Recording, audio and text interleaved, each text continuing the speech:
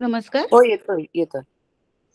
नमो आदिबोधात्मरूपा परेशा, नमो हंस नारायणानि जरेशा, नमो ब्रह्मदेवा वसिष्ठा श्रीरामा, नमो मारुती रामदासाभिरामा.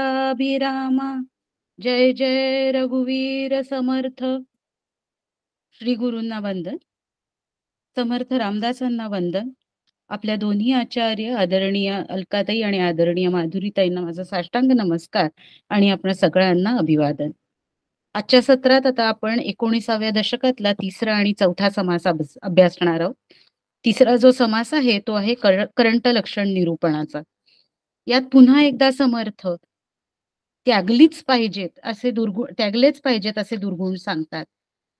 समर्थ जेव्हा पुनरावृत्तीचा दोष स्वीकारून पुन्हा पुन्हा कुलक्षणांचा उल्लेख करतात, तेव्हा मनुष्याच्या कल्याणाची त्यांची तळमळच आपल्याला दिसते. आता तुला ज्ञान, अज्ञान, विवेक वगैरे सगळ्या गोष्टी समजल्या आहेत. बाबा आता तरी या दुर्गुण टाक आणि उत्तम गुण अंगी बाणव, अशी आर्जवी भावनेतूनच ते समजावतात. समर्थांची भूमिका अशी की ज्ञानी माणूस भाग्यवान असतो. ज्याच्यापाशी भगवंत तो खरा भाग्यवान. अर्थात अज्ञानी माणूस अभागी असतो. ईश्वराला न जाणणे, मी कोण आहे याचे ज्ञान नसणे, हे अज्ञान होय. ईश्वराला विन्मुख असतो तो सत्यालाही विन्मुख असतो. आणि जो सत्यापासून दूर असतो तो असत्याला, जगाच्या देखाव्याला भुलतो आणि स्वार्थी बनतो. अत्यंत असुरी स्वार्थी मनुष्य दुसऱ्याचा स्वार्थ लुबाडून किंवा बुडवून आपला स्वार्थ साधतो आणि त्याला समर्थ करंटा म्हणतात. या करंट लक्षण निरूपण समासावरील विवेचन आज आपल्या नव्याने सामील झालेले श्रीयुत मंगेश कुलकर्णी दादा सादर करणार आहेत. आज ते प्रथमच आपल्या पुढे चिंतन सादर करणार आहेत. डॉक्टर काकांचे अनुग्रहित असलेले मंगेश दादा फायनान्शियल कंपनीमध्ये हेड ऑफ रिसर्च म्हणून कार्यरत आहेत आणि गेले साधारण 7-8 वर्ष त्यांचा पारमार्थिक अभ्यास सुरू आहे. मी मंगेश दादांना विनंती करते की त्यांनी आपल्या चिंतनाला सुरुवात करावी. मंगेश दादा. धन्यवाद आरतीताई. सदा सर्वदा योग तुझा घडावा, तुझे कारणी देह माझा पडावा. उपेक्षू नको गुणवंता अनंता, रघुनायका मागणेची आता. जय जय रघुवीर समर्थ. मी आज पहिल्यांदाच या ग्रुपमध्ये माझं निरूपण म्हणजे माझा चिंतन मांडत आहे. तर मला साधारण आता आज शिकवण दशकातील तिसरा समाज जो आहे करंट लक्षण, करंट लक्षण निरूपण, याच्यावर माझं चिंतन मांडायचं आहे. जसं आरती ताईंनी सांगितलं की याआधी बऱ्याच दशकांमध्ये समर्थांनी वारंवार कुरंटेपणा, मूर्खपणा, कुविद्या इत्यादी बद्दल वारंवार त्यांनी त्यांची हे मांडलेले आहेत, मतं मांडलेली आहेत, जेणेकरून आपण त्या दूर साराव्यात आणि चांगले विचार आणि चांगले गुण आपल्या अंगी धरून समाजात वावरावं, अशा तऱ्हेचे शिकवण समर्थांनी दिलेली आहे. तर आता मी माझं चिंतन मांडत आहे. सार विवेक निरूपणात समर्थांनी असार सोडून साराची निवड करावी असे सांगितले आहे. त्याचबरोबर सार आणि असार म्हणजे त्यागण्यायोग्य किंवा सोडून देण्यायोग्य यांची लक्षणे सांगितली आहेत. परंतु सार बाजूला सारून असार विचारांमध्ये किंवा वस्तूंमध्ये रमणाऱ्याला समर्थांनी करंटा, रंक, पापी, बाष्फळ इत्यादी अनेक प्रकारे संबोधले आहे. या 19व्या दशकातील तिसऱ्या समासात करंट लक्षण अधिक विस्तृत करून समर्थांनी सांगितले आहे. समास चौथा हा सदैव लक्षण निरूपणाचा आहे. सदैव लक्षण समासात समर्थ भाग्यवान पुरुषाची लक्षणे सांगतात, पण त्याआधी करंट लक्षणे सांगितले आहेत. याचा मुख्य हेतू हाच आहे की विवेकाने ही करंट्याची लक्षणे सोडावीत आणि मन एकाग्र करून आपण ऐकून त्यांचा त्याग करावा.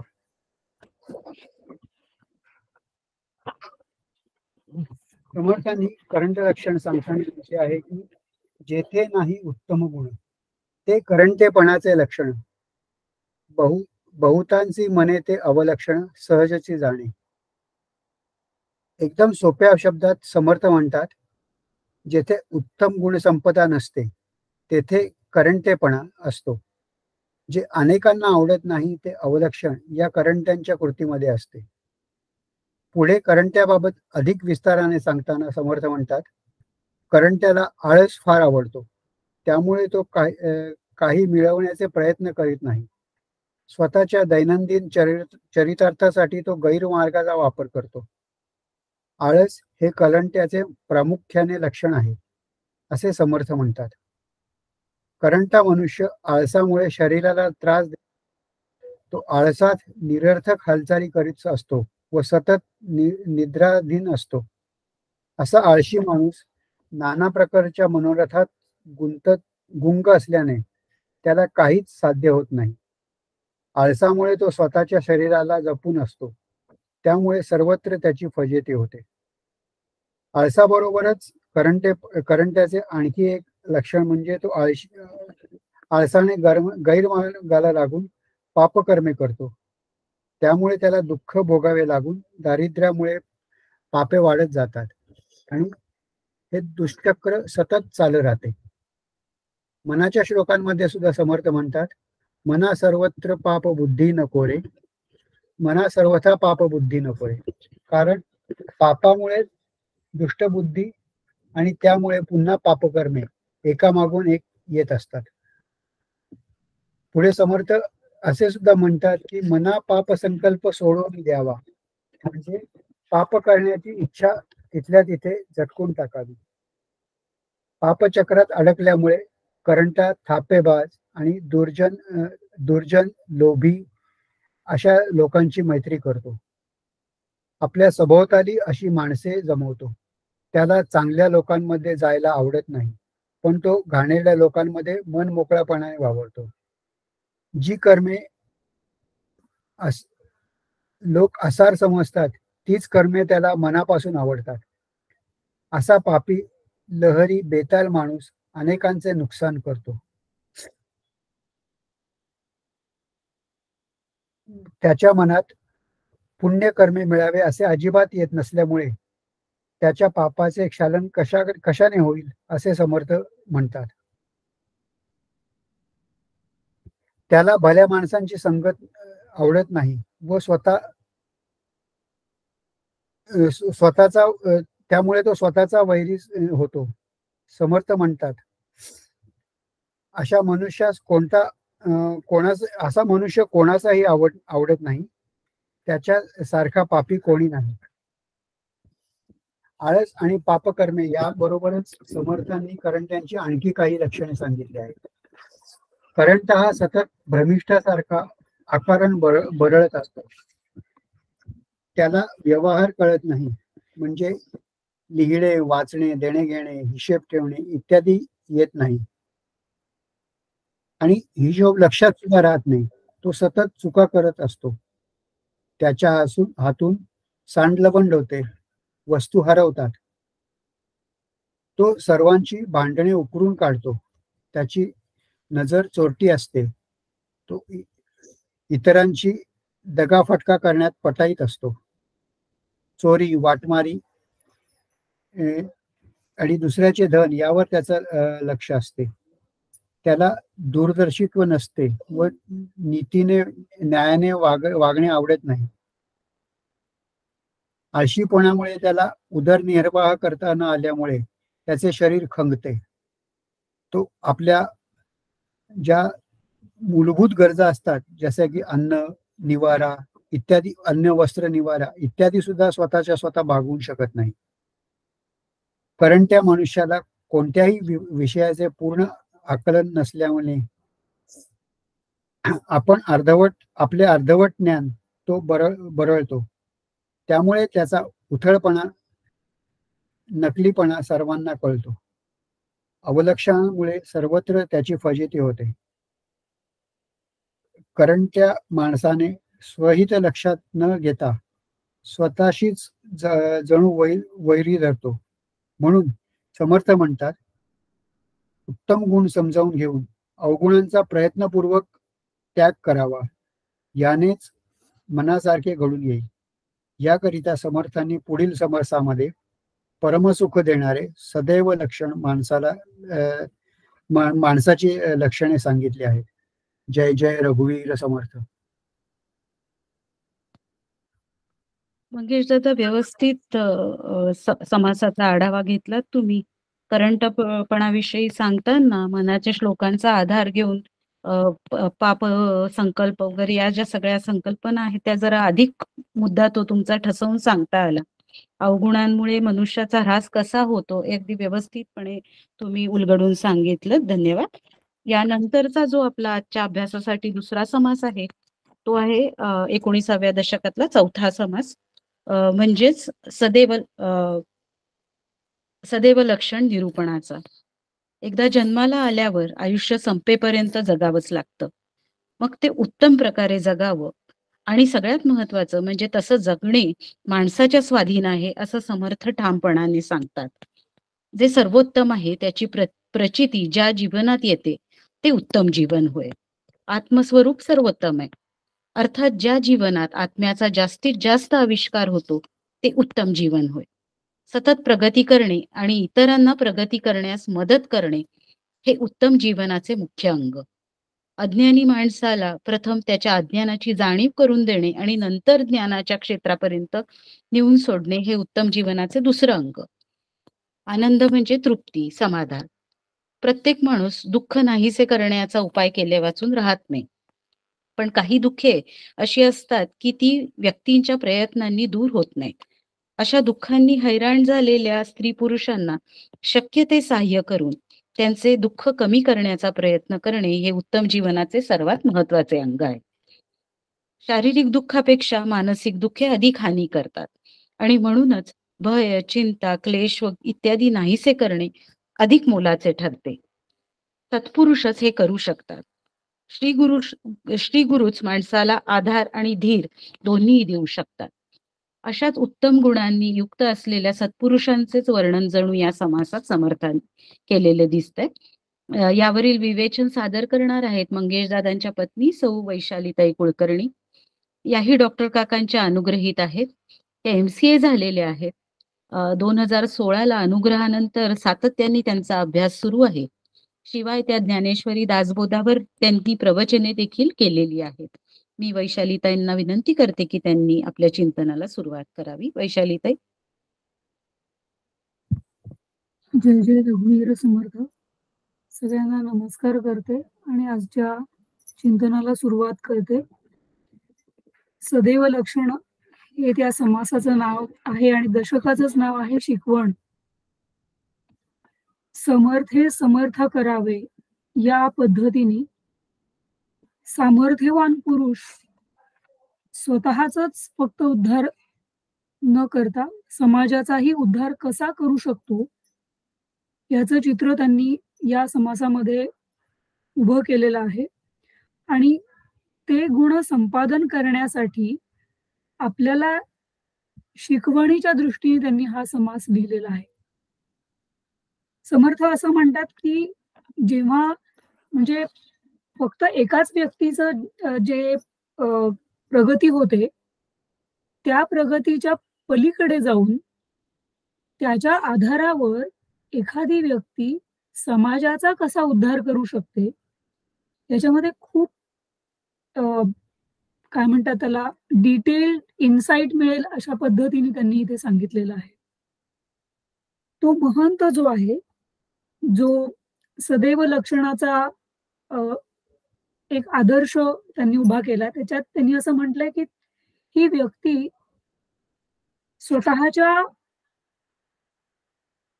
पुढे बाहेर जाऊन ती व्यापक बनलेली असते. हा जो महंत आहे तो निस्पृह असतो, निस्पृह म्हणजे त्याला स्वतःला काहीही हवं असं राहिलेलं नसतं. किंबहुना त्याची केवळ केवळ एकच वासना असते की या समाजाला त्यांना समर्थ कसे करता येईल खऱ्या अर्थाने. त्यासाठी निस्पृहता या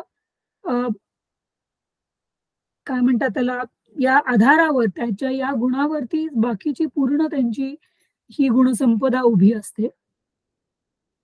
निस्पृह असल्यामुळे आणि सगळ्यात पहिली गोष्ट म्हणजे त्यांना स्वतःची स्वरूपाची ओळख असल्यामुळे हा जो महंत असतो तो सगळ्या जगामध्ये परमेश्वराला बघत असतो. पूर्णपणे जाणता असल्यामुळे त्यांना प्रत्येक व्यक्तीची ओळख असते. उत्तम गुणांचा भोगता असल्यामुळे त्यांना उत्तम गुण समाजातले दिसतात आणि प्रत्येक व्यक्तीला समर्थ करण्यासाठी ते झटत असतात. ते निस्पृह असतात, परोपकाराची तळमळ असणारे असतात. एवढंच नव्हे तर या सगळ्याच्या पलीकडे जाऊन त्यांना स्वतःला विद्या अत्यंत वेगवेगळ्या विद्या पारंगत असूनही त्यांना सगळ्यात आवडती गोष्ट, त्याच्यात समर्थांनी जिव्हाळा असा शब्द वापरलाय.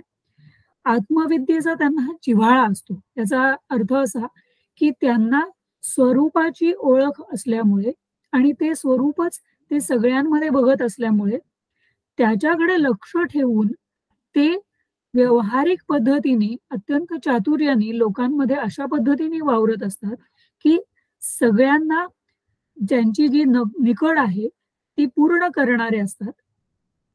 व्यावहारिक मर्यादा सांभाळून अत्यंत आत्मीयतेने प्रत्येक व्यक्तीमध्ये सद्गुणांचं वर्धन करण्याची आणि जोपासना करण्याची त्यांना तळमळ असते.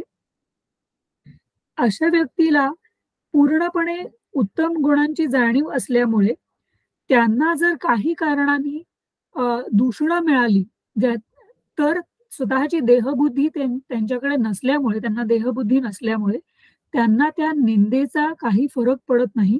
किंबहुना त्या अशा व्यक्ती जे निंदक आहेत त्यांचाही उद्धार करण्याचाच प्रयत्न करतात.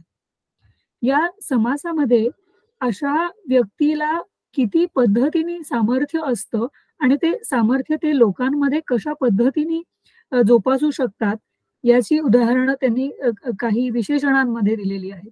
ते असं म्हणतात की या व्यक्तीला काय म्हणतात त्याला उत्तम गुणांची पारख असते. ते नेमस्त असतात, म्हणजे एवढं सगळं संपदा असूनही ते स्वतः नियमितपणा त्यांच्या व्यवहारामध्ये जी काय म्हणतात दक्षता, जो डिसिप्लिन पाळायचा असतो तो त्या स्वतःच्या त्यांच्या सहज पद्धतीने असल्यामुळे तो आदर्श लोकांसमोर येतो. ही व्यक्ती लोकांमध्ये वावरत असताना केवळ त्याच्या सद्गुणांवरती आणि त्याच्या बुद्धीच्या प्रगल्भतेवरती ती अत्यंत सहजपणे लोकप्रिय होते. लोकप्रियतेसाठी या व्यक्तीला कशाही गोष्टीचा आधार घ्यावा लागत नाही. केवळ स्वतःच्या शुद्ध वर्तनामुळे, सद्गुणांच्या वर्धनामुळे आणि व्यापकतेमुळे ही व्यक्ती सहजच लोकप्रिय होते. लोकप्रिय झाल्यामुळे लोकांना ती आपलीशी वाटल्यामुळे त्याच्यातल्या सद्गुणांच्या बीजांचं रोपण बाकीच्या लोकांमध्ये सहजच होतं. त्यामुळे त्या व्यक्तीला स्वतःच्या वागण्यामुळेच लोकांची लोकप्रियता मिळाल्यामुळे त्या व्यक्तीला सांगावं काही लागत नाही. वास्तविक स्वतःच्या वागण्यामधनच त्या पद्धतीने ते लोकांना शिक्षण देत असतात. अशी ही जी व्यक्ती असते त्यांनी स्वतः त्यांना स्वतःच्या व्यापकतेची जी जाणीव असते त्या व्यापकतेचा पूर्णपणे या देहात असताना वापर करून प्रत्येक क्षण परोपकारासाठी ते त्या गोष्टीला परोपकार समजत नाहीत. सर्वसामान्याच्या दृष्टीने जरी आपण परोपकार म्हटलं तरीही ही जी व्यक्ती असते त्यांचा हा सहज स्वभाव असतो की जे जी लोक ज्यांच्याकडे सद्गुण नाहीत त्यांना त्या सद्गुणांची जोपासना करायला शिकवणं हा त्यांचा सहज स्वभाव असल्यामुळे आणि एखादी आई जशी मुलांना त्यांच्या भविष्य काळामध्ये कशा पद्धतीने त्यांना सामर्थ्य मिळू शकतं या पद्धतीने बघत असते आणि लहान मुलांना जसं आई सांगत असते तितक्या तळमळीने ते सद्गुणांचं वर्धन करून पूर्ण समाजाचा उद्धार करू शकतात अशा पद्धतीने ते समर्थ असतात, महंत असतात. आणि सगळ्यात महत्वाची गोष्ट अशी की अशा या ज्या दैवी गुणसंपदा आहेत या दैवी गुणसंपदेमुळे समाज, राष्ट्र आणि पूर्ण विश्व याच्यामध्ये खऱ्या अर्थाने जी मूल्य आहेत, मानवी मूल्य आहेत, ती केवळ एका विशिष्ट समाजापुरतीच संकुचित न राहता ती मानवी मूल्यांना त्याच्यामुळे काय म्हणतात त्याला एक रेकग्निशन किंवा सहजपणे जे अप्रिसिएशन मिळतं ते त्याचं संवर्धन करण्यासाठी हा महंत आज किंवा कधीही या जगाची आवश्यकता आहे.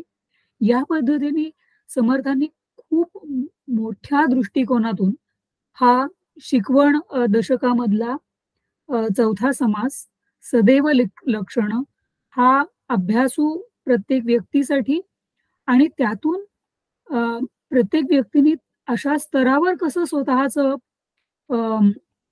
काय म्हणतात प्रोग्रेस करून घेता येईल की आपण फक्त स्वतःसाठीच नव्हे तर या समाजासाठी, राष्ट्रासाठी आणि जगासाठी काही मिळवूनच काही देऊ शकतो ह्या पद्धतीने एक खूप काय म्हणतात त्याला प्रोत्साहन या पद्धतीने हा समास समर्थांनी लिहिलेला आहे.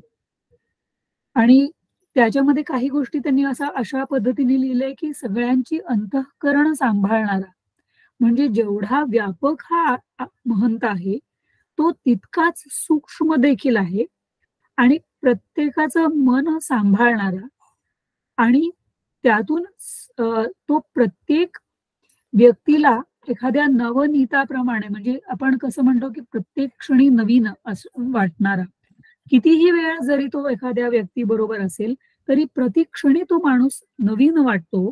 त्याचं कारण असं आहे की तो प्रत्येक क्षणी स्वरूपाच्या ओळखीमुळे तो तसा ताजा तवाना असतो. इतकी क्लॅरिटी असते त्यांना, त्यांची विजन खूप क्लिअर असते. त्याच्यामुळे त्यांना कशाही पद्धतीची असंदिग्धता नसते. वावरत असताना स्वतःच्या लौकिक अर्थाने लोकांना जो स्वार्थ वाटतो त्याचा मागमूसही यांना नसल्यामुळे त्यांना अत्यंत स्पष्टता असते आणि स्वतःच्या या जगाला जे काही देऊ शकतात याविषयी त्यांना अगदी ही सहज प्रवृत्ती कशी असते याचं चित्र समर्थांनी या समासामधून प्रगट केलेलं आहे. एवढं विवेचन मी एवढं चिंतन आतापर्यंत मांडू शकले आहे. समर्थांना हे जे चिंतन आहे ते अर्पण करते, आचार्यांना हे अर्पण करते आणि आपण मला याच्याबद्दल अजून काय आपण अभ्यास करायला हवा, कशा पद्धतीने सुधारणा करावी याबद्दल कृपया मार्गदर्शन करावं एवढं म्हणून मी आजचं चिंतन थांबवते. जय जय रघुवीर समर्थ. वैशालीताई, आपण याचा समासाचा जो आढावा घेतलात तो व्यवस्थितपणे घेतलात. सगळ्यात महत्वाचा मुद्दा म्हणजे समर्थ करावी ही महत्वाची शिकवण समर्थांनी विशेष म्हणजे सर्वांसाठीच पण विशेषतः महंतांसाठी दिलेली आहे याचा सुरुवातीलाच तुम्ही उल्लेख केला आणि त्या दृष्टीनेच तो कसा कसा त्यांनी विस्तार केलाय समर्थांनी या एकंदरीत समासामध्ये त्याचं विवेचन कसं केलंय हे विस्तार करून सांगितलं.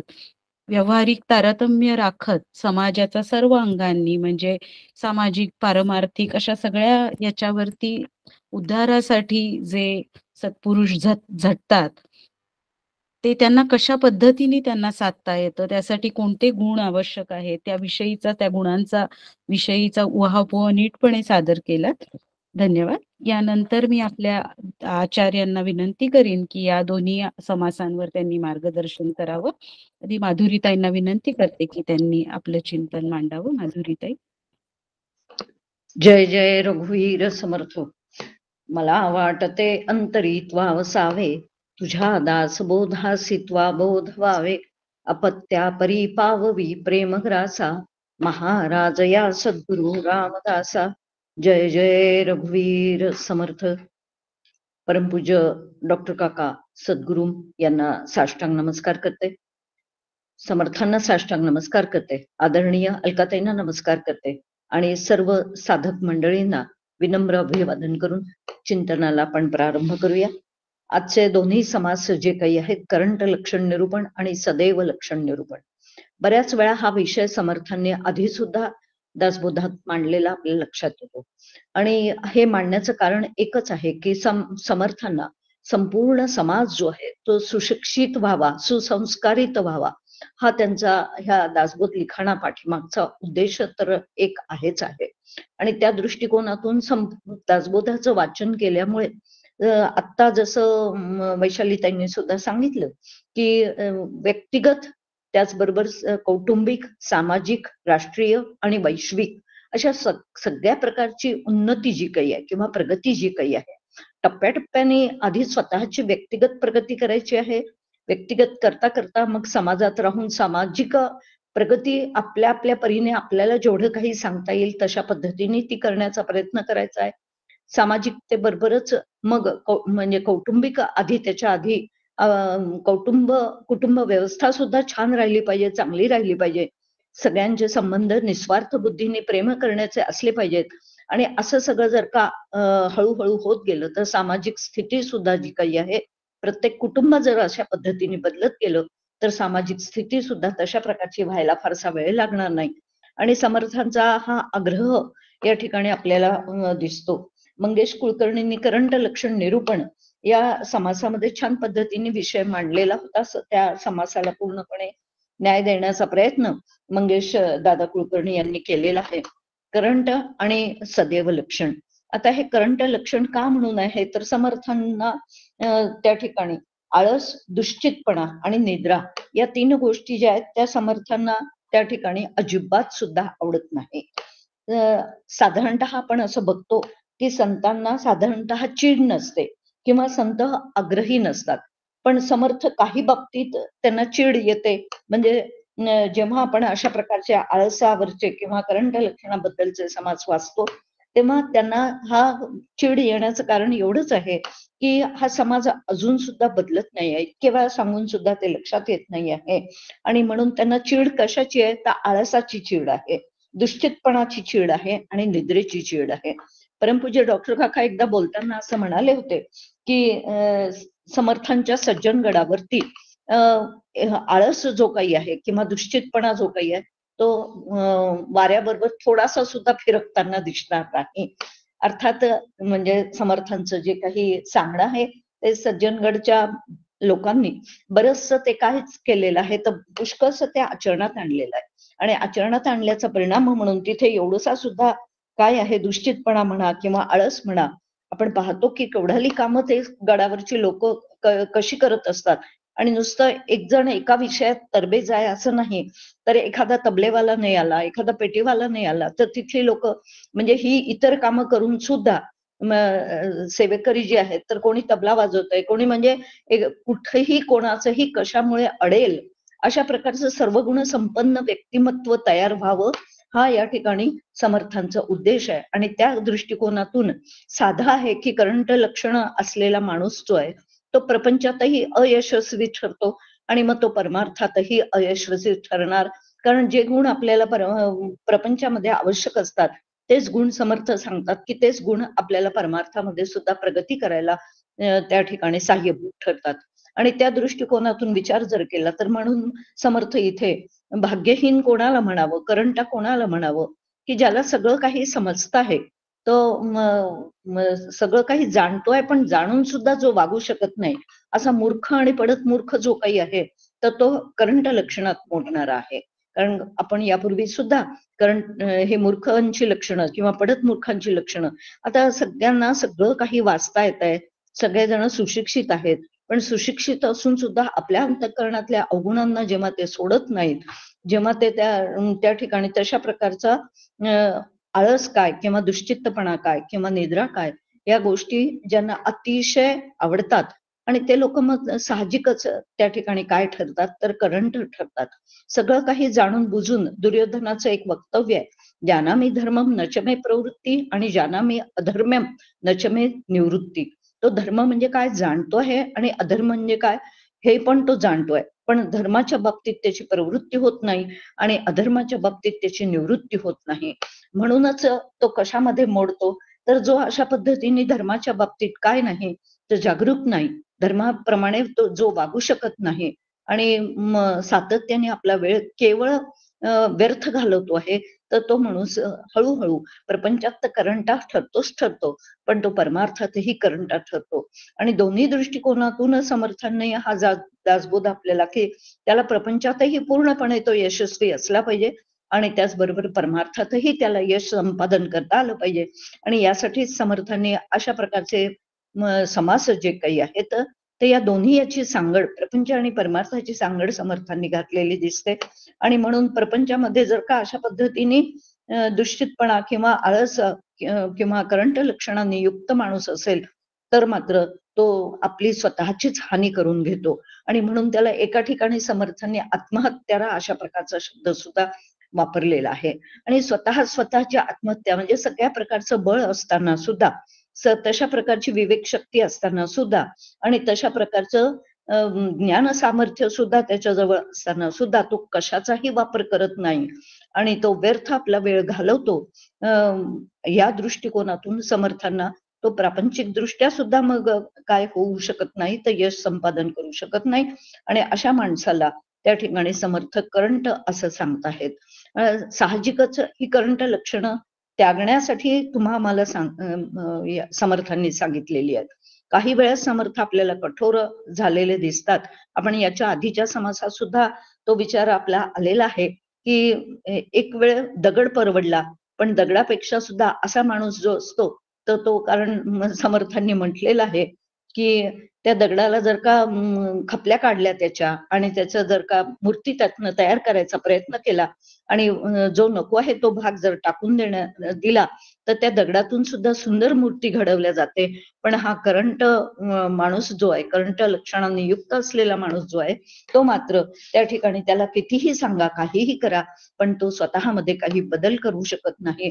आणि म्हणून सगळं सामर्थ्य असताना सुद्धा जेव्हा माणूस स्वतःमध्ये काही बदल करत नाही तेव्हा खरोखरच त्याचं दारिद्र्य किंवा त्याचं दीनपण जे काही आहे किंवा ज्याला म्हणता येईल दुर्दैव ज्याला म्हणता येईल की वास्तविक पालटण्याची शक्ती त्याच्यामध्ये आहे, रेखा तितकी पुसून जाते.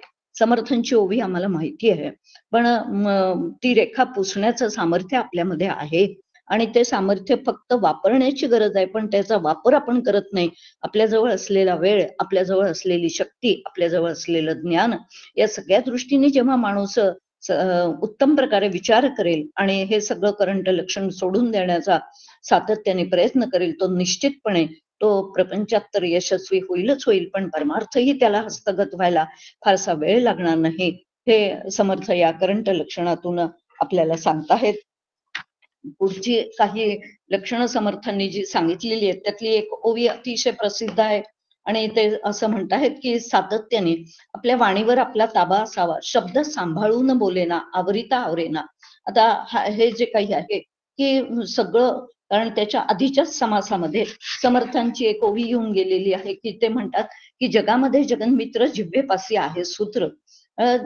जगामध्ये जगन्मित्र केव्हा होता येऊ शकतं, जेव्हा आपल्या जिभेवर आपला ताबा असेल, आपल्या बोलण्यावर आपला ताबा असेल. आणि म्हणून हा करंट माणूस कसा असतो, तर त्याच्या जिभेवर त्याचा ताबा नसतो, वाणीवर ताबा नसतो. आणि त्यामुळे कसं बोलावं, काय बोलावं, कोणाची अंतःकरण दुखवावी का न दुखवावी, काहीही विचार त्याच्या अंतःकरणात येत नाही. आणि म्हणून समर्थांनी या काही ओव्यांमध्ये आपल्याला अशा पद्धतीने सुद्धा मार्गदर्शन केलेलं दिसतं की राखावी बहुतांची अंतरे भाग्य येते तदनंतरे. 18व्या ओळीमध्ये समर्थ आपल्याला सांगताहेत की भाग्य जे आपल्याकडे जर ओढून आणायचं असेल तर अनेकांची अंतःकरण आपल्याला सांभाळता आली पाहिजेत. आणि ती जर का विवेकाच्या आधारावर सांभाळता नाही आली तर मात्र त्या माणसाकडे घरातले काय बाहेरचे काय सगळेजण दुर्लक्ष करतात. आणि असा दुर्लक्षित माणूस जो आहे तो काहीही कमवू शकत नाही, काहीही मिळवू शकत नाही. आणि अशा पद्धतीने मग समर्थांनी या करंट लक्षणामध्ये अतिशय उत्तम मार्गदर्शन आपल्याला केलेलं दिसत आहे. आणि सातत्याने हे अवगुण आपण टाकावे यासाठी समर्थांनी हे अवगुण सांगितलेले आहेत. काही वेळा समर्थ माऊली अशा पद्धतीने पित्याची भूमिका करताना दिसते, कारण पित्याला कधीतरी कठोर व्हावं लागतं आणि त्याला त्या ठिकाणी मुलाचे अवगुण जे आहेत ते दाखवून द्यावे लागतात, तरच तो मुलगा सुधारण्याची शक्यता असते. आणि म्हणून काही ठिकाणी समर्थ आपल्याला पित्याच्या रूपामध्ये दिसतात आणि काही ठिकाणी आपल्याला माऊलीच्या रूपामध्ये सुद्धा समर्थ आपल्याला दिसतात. आणि अतिशय आपल्याला काय तर समजावून सांगताना, प्रेमळपणाने समजावून सांगताना सुद्धा दिसतात. आता दुसरा समास जो आहे तो वैशाली त्यांनी अतिशय छान पद्धतीने सांगितलेला आहे या करंट लक्षणाच्या संदर्भात आणि सदैव लक्षणाच्या संदर्भात. मला गीतेच्या 16व्या अध्यायाची आठवण आली. गीतेचा 16वा अध्याय हा दैवी आसुरी संपत्ती योग असा म्हटला जातो. त्यात त्यांनी दैवी संपत्ती जी काही आहे ती 16 लक्षणांनी युक्त अशी सांगितलेली आहे आणि 26 लक्षणांनी युक्त अशी सांगितली आहे. ज्याला दैवी संपत्ती म्हटलंय आणि ज्याला आसुरी संपत्ती म्हटलंय ती मात्र केवळ 6 लक्षणांनी सांगितलेली आहे. पण ते 6 लक्षणं जे आहेत ते 26 लक्षणांवरती मात करतात आणि संख्येने कमी असून सुद्धा ते पूर्णपणे मनुष्याचा नाश करायला कारणीभूत ठरतात. असं ह्या गीतेच्या 16व्या अध्यायामध्ये सुद्धा भगवंत आपल्याशी बोलतात. सांगण्याचं तात्पर्य एकच आहे. इथे सुद्धा अशा पद्धतीने आता ही जी काही सदैव लक्षणं आहेत ही दैवी संपत्तीनी युक्त असा जो माणूस आहे की ज्याच्याजवळ अशी ही लक्षणं हळूहळू हळूहळू माणसाला कमवता येतात आणि ती कमवून त्या ठिकाणी तो त्यांच्यावरती काय करू शकतो तर त्याचा हवा तसा उपयोग आपल्याला हवा तेव्हा तशा पद्धतीने करून तो घेता येऊ शकतो. आणि असाच माणूस खरं म्हणजे संसारात काय या व्यक्तिगत दृष्ट्या काय, कौटुंबिक दृष्ट्या काय, सामाजिक दृष्ट्या काय किंवा राष्ट्रीय दृष्ट्या काय विचार जर केला तर तो अतिशय प्रभावी ठरतो. आणि तो प्रभावी ठरल्यामुळे त्याची मग तो भाग्यवान अशा पद्धतीने ठरतो. मग आपण भाग्यवान व्हायचं आहे का आपण अभागी व्हायचं आहे, करंट व्हायचं आहे, हे दोन्ही आपल्याच हातात आहे. आणि हे आपल्याच हातात असल्यामुळे आपण स्वतःच जसं त्या ठिकाणी ते हे म्हणत आहेत की तूच तुझ्या जीवनाचा शिल्पकार. आपणच आपल्या जीवनाचा खऱ्या अर्थाने शिल्पकार आहोत. जे काही मार्गदर्शन आपल्याला सद्गुरूंकडून, संतांकडून, सद्ग्रंथांकडून मिळतं ते त्या मार्गदर्शनाचा उपयोग आपण आपल्या जीवनामध्ये करून घेतला पाहिजे आणि आपलं जीवन जास्तीत जास्त उन्नत कशा होईल अशा प्रकारचा प्रयत्न आपण सातत्याने केला पाहिजे. वैशाली त्यांनी या समासावर अतिशय छान पद्धतीने वर्णन केलेलं आहे की समर्थे समर्थ करावे किंवा महंते महंत करावे वगैरे हे जे आहे तर सदैव लक्षण केवळ महंतासाठीच आहे अशातला भाग नाही. प्रत्येक माणसासाठी ते सदैव लक्षण आवश्यक आहे. कारण प्रत्येक माणूस जेव्हा हळूहळू स्वतःच्या सदैव लक्षणांनी काय होईल तर पूर्णपणे ती सदैव लक्षणं आपल्या अंगीकारेल तेव्हा साहजिकच हळूहळू तो महंताकडे प्रवेश करेल. आधी कोणीही एकदम महंत कोणीच असा नसतो, पण प्रत्येक व्यक्ती अशा पद्धतीने काही ना काही समाजामध्ये आपल्या गुणांच्या आधारावर, आपल्या ज्ञानाच्या आधारावर समाजामध्ये आपल्या मतीप्रमाणे थोडाफार का होईना पण बदल हा निश्चित घडून आणू शकते. आपल्या आजूबाजूच्या परिसरात म्हणा, आपल्या नातेवाईकांमध्ये म्हणा किंवा आपल्या समाजात म्हणा थोडा ना थोडा प्रभाव जो काही आहे तो प्रभाव तिच्या सद्गुणांचा, सदैव लक्षणांचा जो प्रभाव आहे तो लोकांवर पडू शकतो आणि तो पडून थोडाफार बदल का होईना पण समाजामध्ये ती घडवून आणू शकते.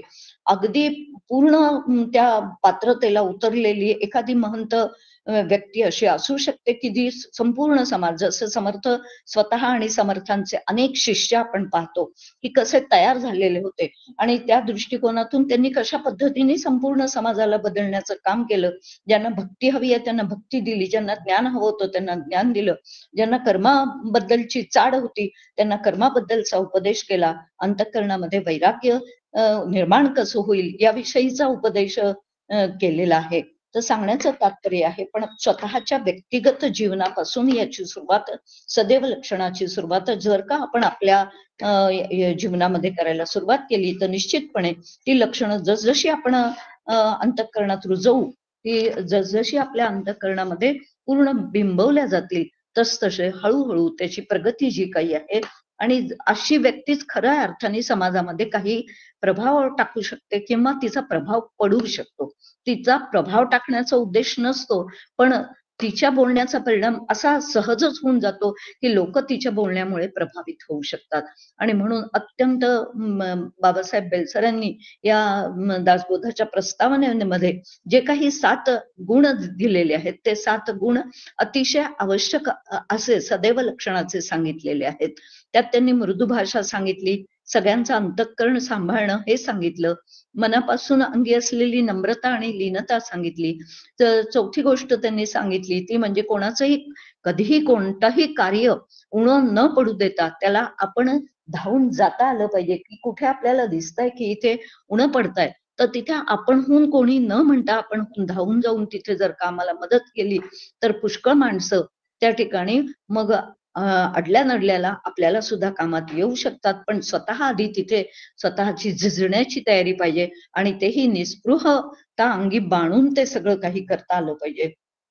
सगळेजण सुखी असावेत अशी सातत्याने सर्व आपण म्हणतोच, आपल्या हिंदू संस्कृतीमध्ये म्हटलं जातं, सर्वेन सुखिनः सन्तु सर्वे सन्तु निरामया सर्वे भद्राणि पश्यन्तु मा कश्चित् दुःखमाप्नुयात्.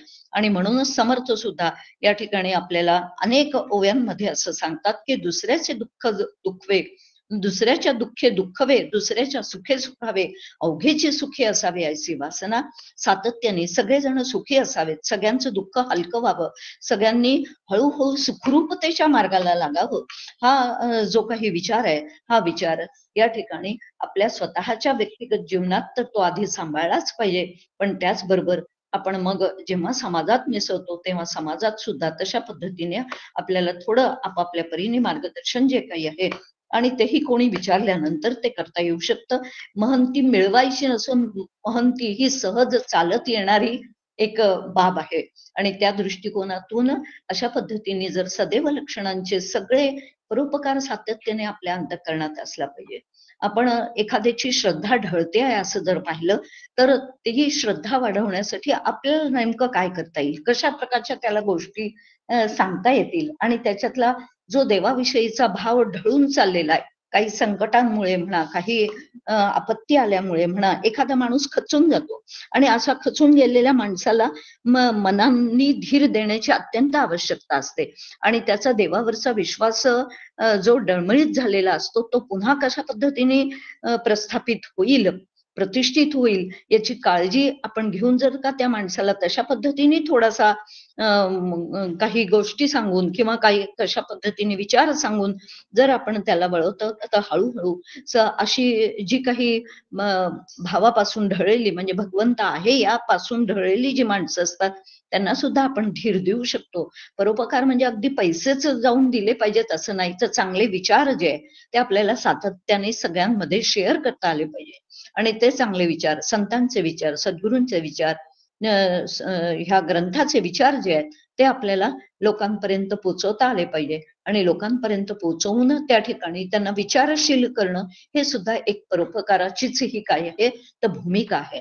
या सगळ्या दृष्टिकोनातून जे जे काही आम्हाला करता येईल म्हणजे आर्थिक दृष्ट्या म्हणा, मानसिक दृष्ट्या म्हणा, बौद्धिक दृष्ट्या म्हणा, भावनिक दृष्ट्या म्हणा, जिथे जिथे आपल्याला ज्या ज्या लोकांमध्ये जशा जशा पद्धतीने मदत करता येईल त्यांना सावरण्याचा प्रयत्न करता येईल तसा जर का आम्ही सावरण्याचा सातत्याने प्रयत्न केला आणि स्वतः आधी सावरलेलो असलो तरच दुसऱ्याला आपणच खड्ड्यामध्ये आहेत आणि आपण लोकांना उठवण्याचा प्रयत्न जर का केला, म्हणजे खड्ड्यातून वर उचलण्याचा प्रयत्न केला, तर ते होणे शक्य नाही. म्हणून स्वतः आधी हे सगळं करायचं आहे. त्यासाठी समर्थांनी सदैव लक्षणामध्ये अतिशय उत्तम असे गुण जे काही आहेत ते सांगितलेले आहेत. ते उत्तम गुण आपण सगळेजण अंगीकारण्याचा प्रयत्न अगदी पराकोटीने ज्याला करायचं आहे तर तशा पद्धतीने करण्याचा प्रयत्न आपण सगळ्यांनी मिळून करूया. आणि तशा पद्धतीने समर्थांना अपेक्षित असणारा भाग्यवान जो आहे, अशी भाग्यवंताचं लक्षण माझ्याकडे पाहून सुद्धा मलाही वाटलं पाहिजे आणि इतरांनाही तशा की हा खरोखरच ही व्यक्ती भाग्यवान आहे असं वाटणं हे अतिशय आवश्यक आहे. त्यासाठी ही सगळी सदैव लक्षणाची जे काही समासामध्ये सांगितलेले सद्गुण आहेत ते जास्तीत जास्त आपण अंगीकारण्याचा प्रयत्न केला पाहिजे असं समर्थ आपल्याला सांगताहेत. तशा प्रकारची प्रयत्नशीलता आपली अखंड असावी आणि त्या दृष्टिकोनातून आपण आपलं व्यक्तिगत जीवन सुद्धा प्रगतिशील करावं आणि सामाजिक जीवन, कौटुंबिक जीवन सुद्धा प्रगतिशील व्हावं या दृष्टीने समर्थांकडे आपण प्रार्थना करूया. आणि झालेलं चिंतन समर्थांच्या चरणी, डॉक्टर काकांच्या चरणी समर्पित करते आणि वाणीला विराम देते. जय जय रघुवीर समर्थ. धन्यवाद माधुरीताई. तुम्ही पुन्हा एकदा अगदी बारकाव्यांसह या सगळ्या करंट लक्षणं काय किंवा उत्तम गुणांविषयीचा बारकाव्यांविषयी सांगितल्यामुळे आणखीन त्या समासाचा जो काय अर्थ आणि अधिक नीटपणे समजला. समर्थांना आळस आणि दुश्चितपणाची चीड तर होतीच, त्याची त्यांनी जे घडवलेले शिष्य आपण सज्जनगडावर पाहतो किंवा सज्जनगडावरचं जे वातावरण आहे त्याच्यातूनही हे लक्षात येतं की तिथे याचा अजिबात मागमूस दिसत नाही. हे तुम्ही डॉक्टर काकांनी जे सांगितलं त्याचं याच्यावरनं लक्षात आलं की त्याची प्रचितीच आपल्याला समर्थांनी हे सगळे गुण कसे रुजवले आहेत आजपर्यंत देखील त्याची प्रचिती सज्जनगडावर येते हे लक्षात येतं आपल्याला. आपल्या उन्नतीसाठी आपल्याला या सगळ्या गुणांचा उपयोग करायचा आहे आणि शेवटी एक एक व्यक्ती मिळूनच समाज होत असतो. त्यामुळे प्रत्येकाने जरी ठरवलं तरी हळूहळू अख्खा समाजच उन्नत होऊन त्याचा अधिक चांगल्या सशक्त समाजाकडे आपण एक निर्माण करू शकतो. हे तुम्ही सांगितलं. बाबासाहेब बेलसर यांनी सांगितलेली जी काय लक्षणं आहेत ती देखील या ठिकाणी तुम्ही उद्धृत केली आणि तीही विचारात आपण घेतली पाहिजे. आपण एकदा वाचली पाहिजे ती पुन्हा एकदा. हेही लक्षात आलं आमच्या की आम्ही वाचली पाहिजे ती पण. आणि सगळ्यात महत्वाचं तुम्ही सांगितलं की महंती मिळवणं हा उद्देश नाहीये. महंती उत्तम गुणांची कास धरायची ती काही महंती मिळवण्यासाठी नाहीये. तर तो जणू काही हे सगळं आपण स्वतःला सुधारत असताना स्वतः जी ही स्वतःला काय म्हणतात आपण ते हे जे सगळे गुण आपल्यामध्ये एक एक एक एक हळूहळू वाढवत नेत असताना तो जो साईड इफेक्ट म्हणून ती महंती आपोआप तुम्हाला येऊन चिकटते. तर ते हेही आपण लक्षात ठेवलं पाहिजे की आपला उद्देश हा महंती मिळवणं हा नाहीये. परोपकाराची ही तुम्ही व्याप्ती समजावून सांगितली की ती फक्त आर्थिक नाहीये. अनेक तऱ्हांनी आपण परोपकार करू शकतो आणि या सगळ्या गोष्टींचा व्यवस्थित विचार केला तर आपला या एकंदरीत आपली जी समाजामध्ये एक महत्वाची भूमिका आपण बजावू शकतो. खूप छान तऱ्हेने तुम्ही हे सगळं समजावून सांगितलं. मी आता अलकाताईंना विनंती करीन की आपणही आम्हाला मार्गदर्शन करावं. अलकाताई. जय जय रघुवीर समर्थ. परमपूज्य समर्थांच्या चरणी आणि परमपूज्य डॉक्टर काकांच्या चरणी साष्टांग दंडवत घालते. माधुरीताईंना नमस्कार करते. सर्व श्रोते जे आहेत सगळ्यांना नमस्कार करते.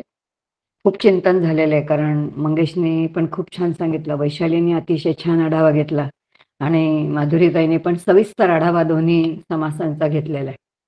बेलसरे गुरुजींचे जे 7 मुद्दे होते ते अतिशय सुंदर होते, तेही सगळे घेतलेले आहेत. गीतेचा जो आहे 16वा अध्याय दैवासुर संपत्ती योग त्याचाही पूर्ण विचार केलाय. त्यामुळे तसं सांगण्यासारखं काही नाही, पण फक्त एक शेवटी 5 मिनिटामध्ये दोन्ही समासांचं फक्त चिंतन करू. समर्थ जेव्हा दासबोध लिहितात तेव्हा समर्थांचे कोणतंच वाङ्मय जे आहे ते स्वांत सुखासाठी नाही. काहीतरी हेतू आहे, बोध करण्याचा हेतू आहे. आणि तो बोध कोणता असेल? समर्थ स्वतःच म्हणतात, की तुम्ही आम्ही सगळे नर म्हणून आलेलो आहोत आणि आपल्याला नारायणापर्यंतचा प्रवास करायचा. तर नरापासून नारायणापर्यंत जर प्रवास करायचा असेल, तर त्यासाठी काय काय करावं लागतं? जसं माऊली म्हणतात, विधिते पाळीत, निषेधाते गाळीत, मज देऊनी जाळीत कर्मफळे. हे 2 समास म्हणजे विधीचं जे आहे पालन करायचंय तो दुसरा सदैव आहे. निषेधाचं जे गाळण करायचंय तर करंट लक्षण आहे. म्हणून काय गाळायचंय आणि काय स्वीकारायचंय. एक गोष्ट स्वीकारार्ह आहे, एक त्याज्य आहे. आणि मग हे कोणासाठी आहे? माणसांचे जे काही प्रकार सांगताना अगदी ढोबळ मनाने असं म्हटलेलं आहे, की 3 प्रकारची माणसं दिसतात, की एक म्हणजे कशी आहेत, जी आळशीच आहेत, प्रमाद करणारी आहेत.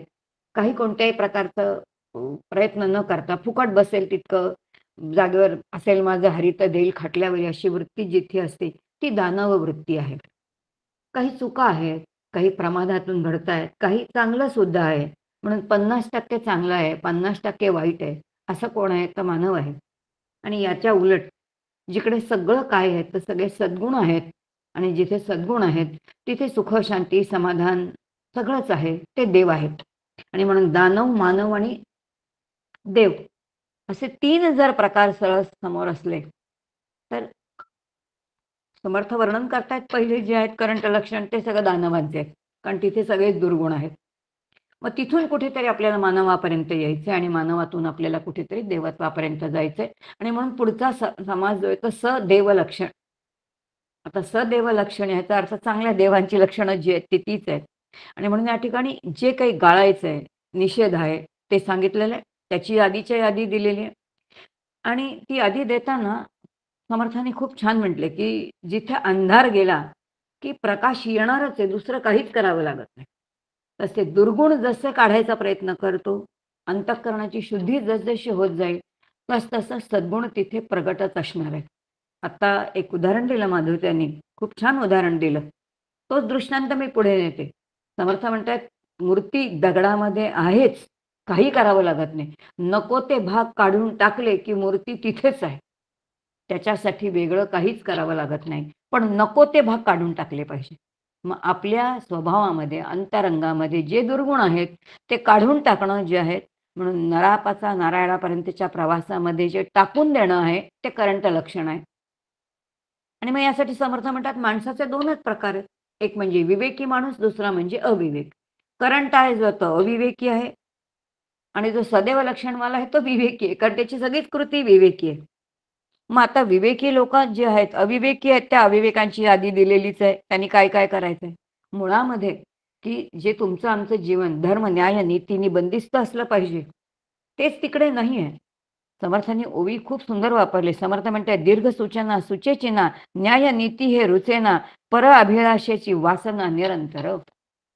वासना जात नाही, दुसऱ्याचं हिरावून घेण्याची वृत्ती जात नाही, धर्म, न्याय, नीती काहीच कळत नाही. हे सगळे कोण आहेत?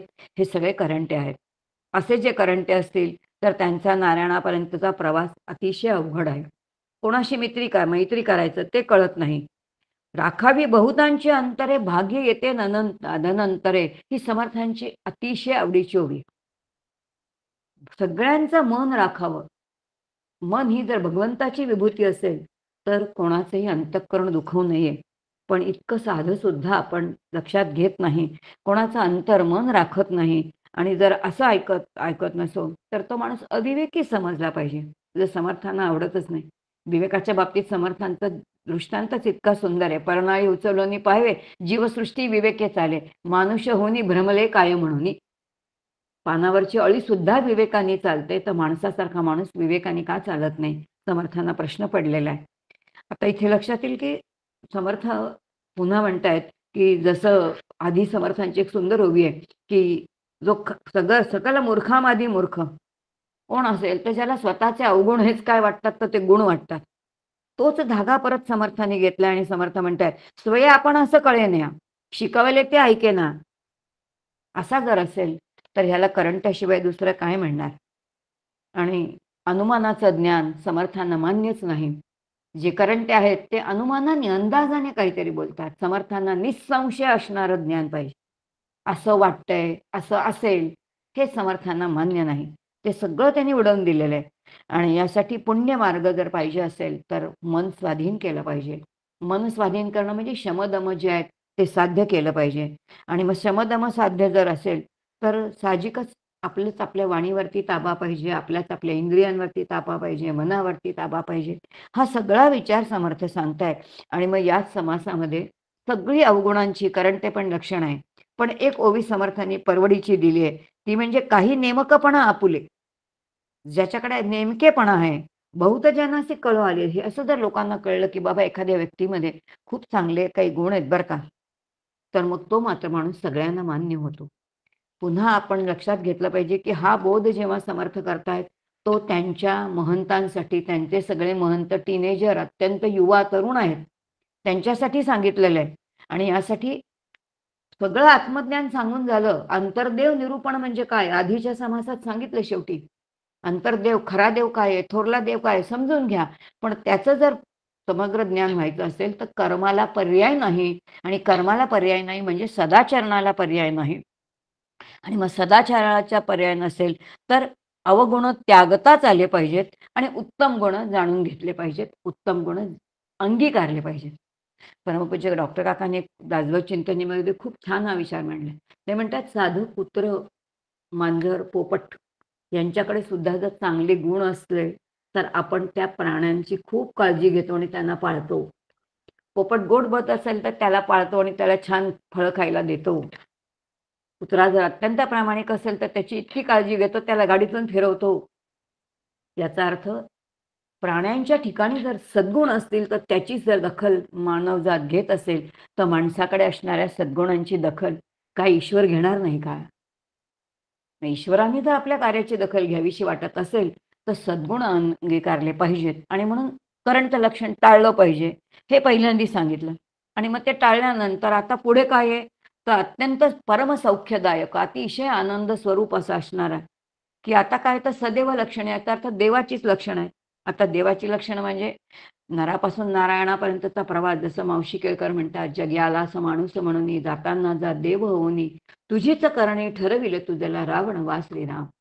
मला रावण व्हायचंय की राम व्हायचंय, मीच ठरवायचं.